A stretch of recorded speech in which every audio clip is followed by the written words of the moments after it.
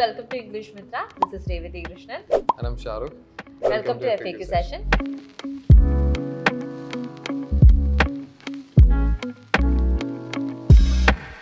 അപ്പം എല്ലാ FAQ സെഷനിലെ പോലെ നമ്മൾ ഇന്നും നിങ്ങൾ കോമന്റ് സെക്ഷനിൽ പോസ്റ്റ് ചെയ്തിട്ടുള്ള കുറച്ച് ഡൗട്ട്സ് ആണ് ക്ലിയർ ചെയ്ത് തരാൻ പോകുന്നത്. കുറച്ച് ക്വസ്റ്റ്യൻസ് നമ്മൾ എടുത്തിട്ടുള്ളൂ. അപ്പോൾ അതിന്റെ കറക്റ്റ് ആൻസേഴ്സും കൂടി ഷെയർ ചെയ്യാം. So let's begin. ഷാരുഖ് ചോദിച്ചോളൂ. Okay, does your mother cook well? Is the sentence correct? എനിക്ക് തോന്നുന്നു നമ്മൾ ഡൂവിന്റെയും ഡസിന്റെയും ഡിഡിന്റെ ഒരു വീഡിയോ ചെയ്തിട്ടുണ്ടായിരുന്നു. അപ്പൊ അതിൽ നമ്മൾ ഡു എന്താ ദേ കുക്ക് വെൽ അങ്ങനെ ചോദിച്ചിട്ടുണ്ടായിരുന്നു.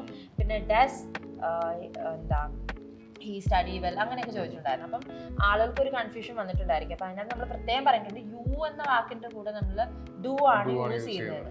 അപ്പം എന്തുകൊണ്ടാണ് does your mother cook well എന്നുള്ളൊരു ഡൗട്ട് വരാൻ സാധ്യതയുണ്ട്. യു വരുമ്പോഴത്തേക്ക് ഡു അല്ലേ വരണ്ടേ, അപ്പം യോർ വരുമ്പോഴത്തേക്ക് it should be does, but people might be confused that it should be do. Yes. The thing is, ഇവിടെ നമ്മൾ your അല്ലെങ്കിൽ their അല്ലെങ്കിൽ my ഈ വാക്കുകൾ വരുമ്പോഴത്തേക്ക് നമ്മൾ ആ വാക്കുകളല്ല നോക്കുന്നത്, അത് കഴിഞ്ഞിട്ട് വരുന്ന വാക്കാണ്. ഇവിടെ your mother എന്നാ പറയുന്നത്, അതുകൊണ്ട് does your mother cook well. In case your mother എന്നുള്ളത് മാറ്റിട്ട് your friends എന്നാണെങ്കിൽ do your friends cook well. Plural and singular വ്യത്യാസമാണ്. So do വരുന്നത് പ്ലൂറലിന്റെ കൂടെയും ഡസ് വരുന്നത് സിംഗുലറിന്റെ കൂടെയാണ്. ഇവിടെ യുവർ മദർ എന്നുള്ളത് ഒരൊറ്റ ആളാണല്ലോ, അതുകൊണ്ട് does your mother cook well, the sentence is correct. ഇനി അടുത്തത് ഞാൻ ചോദിക്കാം. ഓക്കെ, എനിക്ക് അവനോട് പ്രതികാരം ചെയ്യണം. അപ്പൊ അതിന് നമ്മൾ നമ്മളൊരു വീഡിയോ ആണത്, ഷഫ്ന ചെയ്ത വീഡിയോ ആണെന്ന് തോന്നുന്നു. എനിക്ക് അവനോട് പ്രതികാരം ചെയ്യണം. അതിന്റെ ആൻസർ ആയിട്ട് നമ്മൾ കൊടുത്തത് I want to take revenge on him എന്നാണ്. അപ്പം അതിന് പകരം ഷുഡ് ഉപയോഗിക്കാമോ, അതായത് വാണ്ട് ടു എന്നുള്ളതിന് പകരം ഷുഡ് ഉപയോഗിക്കാമോ എന്നാണ് ചോദിച്ചിട്ടുള്ളത്. I want to take revenge on him എന്ന് പറയുമ്പോൾ I want to, it's a wish, ഒരു ആഗ്രഹം പോലെയാണ്. വേണമെന്നുണ്ടെങ്കിൽ ചെയ്യാം, അല്ലെങ്കിൽ ചെയ്യണ്ട. പക്ഷെ I should take revenge on him എന്ന് പറയുമ്പോൾ ഇറ്റ്സ് എ കമ്പൽസറി തിങ്, അത് എന്തായാലും ചെയ്യണം എന്നുള്ള മീനിങ്. അതെ അതെ, ആ ഒരു ഡിഫറൻസ് ആണ്. You should take revenge. I mean, I should take revenge എന്ന് പറയുമ്പോഴത്തേക്ക് I have no other option. ചെയ്തേ പറ്റുള്ളൂ, എന്തേലും ചെയ്താലേ പറ്റുള്ളൂ. ഇപ്പം ഷാരൂഖിന് ആരോടെങ്കിലും ശത്രുത ഉണ്ടെങ്കിൽ ഞാൻ ഷാരൂഖിനോട് പറയാണ് you should take revenge on him. So it's a compulsory thing, you ചെയ്തേ പറ്റുള്ളൂ എന്നുള്ളത്. വാണ്ട് ഇസ് ഓപ്ഷണൽ, അത് നമ്മുടെ ആഗ്രഹമാണ്. ആഗ്രഹം എന്ന് പറയുന്നത് അത് ടെമ്പററി ആണ്, ഇപ്പൊ ഉണ്ടാവും, ചിലപ്പോൾ കുറച്ച് കഴിയുമ്പോൾ മാറും. സോ വാണ്ട് ടു എന്ന് പറയുമ്പോൾ ആഗ്രഹം പറയാണ്, ഷുഡ് ആണ് കുറച്ചുകൂടി കമ്പൽഷൻ കാണിക്കുന്നത്. That is the only difference. രണ്ടുപയോഗിച്ചാലും കുഴപ്പമൊന്നുമില്ല, ഷുഡ് എന്ന് പറഞ്ഞാൽ മാറിക്കൊള്ളണം അങ്ങനെയൊന്നും ഇല്ല. You can use both, no problem. ഇനി അടുത്ത ക്വസ്റ്റ്യൻ. ഇന്നലെ കഴിഞ്ഞ ബർത്ത്ഡേക്ക് എങ്ങനെ വിഷ് ചെയ്യാം? ആദ്യമേ ബർത്ത്ഡേക്ക് അന്ന് തന്നെ വിഷ് ചെയ്യുന്നതാണ് നല്ലത്. ഇന്നലെ കഴിഞ്ഞ ബർത്ത്ഡേക്ക് വിഷ് ചെയ്യാണ്. ബർത്ത്ഡേക്ക് മാത്രമല്ല, എന്തെങ്കിലും ഒരു കാര്യത്തിന് നമ്മൾ വിഷ് ചെയ്യാൻ മറന്നുപോയി, 2 ദിവസം കഴിഞ്ഞിട്ടാണ് വിഷ് ചെയ്യുന്നത്, അല്ലെങ്കിൽ നാളെയാണ് വിഷ് ചെയ്യുന്നത്, അങ്ങനത്തെ കേസസിലൊക്കെ നമ്മൾ ബിലേറ്റഡ് വിഷസ് എന്നുള്ളൊരു ടേം ഉണ്ട്, അതാണ് യൂസ് ചെയ്യുന്നത്. കല്യാണമാണെങ്കിലും നമ്മൾ കല്യാണം കഴിഞ്ഞിട്ട് 2-3 ദിവസം കഴിഞ്ഞിട്ടാണ് വിഷ് ചെയ്യുന്നതെങ്കിൽ ബിലേറ്റഡ് വിഷസ്, നമ്മൾ അറിഞ്ഞില്ല അങ്ങനത്തെ കേസിൽ. So it's better to start with an apology.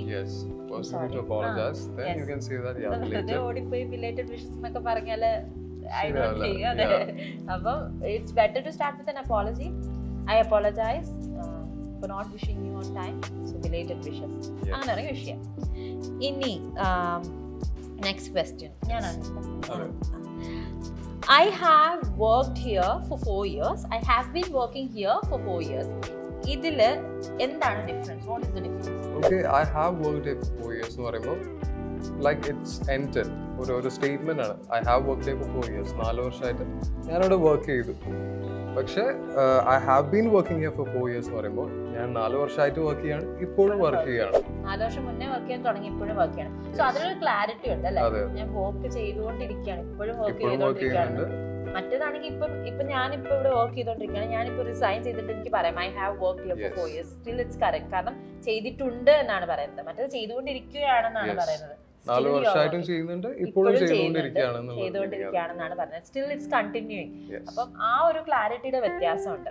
So മറ്റേതൊരു എൻഡ് ആയിട്ടുള്ള ആക്ഷനെ കുറിച്ച് ആയിരിക്കാം, ഇതൊരു ഓൺ ഗോയിങ് ആക്ഷൻ ആണ്, ഹാവ് ബീൻ യൂസ് ചെയ്യുമ്പോൾ.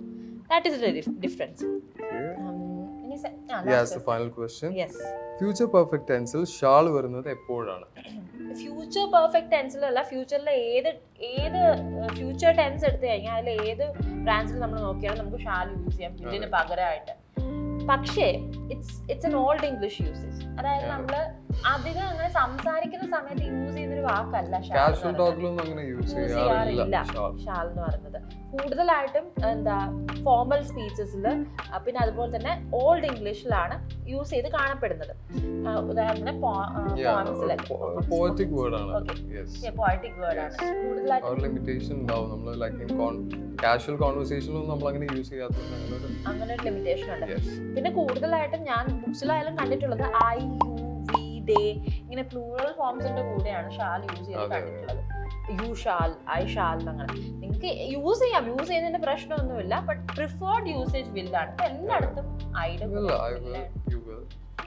സ്പീച്ചസിലായാലും വില്ല് തന്നെയാണ് യൂസ് ചെയ്യുന്നത്. But then again it's a choice ആണ്, നിങ്ങൾക്ക് ഏത് യൂസ് ചെയ്താലും കുഴപ്പമില്ല. ഇനി ഇതായിരുന്നു final question. That is the end of it.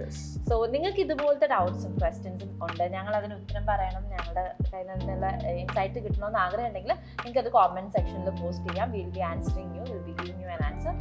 And ഇതേപോലെ ഈ വീഡിയോ നിങ്ങൾക്ക് ഇഷ്ടപ്പെട്ടെങ്കിൽ please like, share, subscribe to our channel, follow our channel. Follow. പിന്നെ നിങ്ങൾ ഇംഗ്ലീഷ് പഠിക്കാൻ വേണ്ടിയിട്ടാണ് ഈ വീഡിയോസ് കാണുന്നതെങ്കിൽ these videos will be very useful for you guys. പക്ഷേ സംസാരിച്ച് പ്രാക്ടീസ് ചെയ്താൽ മാത്രമേ ഉണ്ടാവാൻ പറ്റുള്ളൂ. You can learn the language but you will not be able to speak the language. Yes. So അതിനു വേണ്ടി സംസാരിച്ച് പ്രാക്ടീസ് ചെയ്ത് പഠിക്കാം. ഇംഗ്ലീഷ് മിത്രയിൽ നമ്മൾ ഡെയിലി സംസാരിപ്പിച്ച് പ്രാക്ടീസ് ചെയ്ത് പഠിപ്പിക്കുന്ന കോഴ്സാണ് പ്രൊവൈഡ് ചെയ്യുന്നത്. അപ്പോൾ കോഴ്സിനെ കുറിച്ച് കൂടുതൽ ഡീറ്റെയിൽസ് അറിയാനും അഡ്മിഷൻ എടുക്കാനും നിങ്ങൾക്ക് താഴെ കൊടുത്തിട്ടുള്ള ലിങ്കിൽ ക്ലിക്ക് ചെയ്യാം. നിങ്ങൾക്ക് ആപ്റ്റ് ആയിട്ടുള്ള ഒരു കോഴ്സാണെന്ന് തോന്നുകയാണെങ്കിൽ മാത്രം അഡ്മിഷൻ എടുക്കാം. അപ്പോൾ മറ്റൊരു ഇൻഫോർമേറ്റീവ് വീഡിയോയിൽ കാണുന്നത് വരെ Revathi Krishnan signing off from English Mithra. Thank you and have a great day. Bye. English Mithra. Stop worrying, start learning.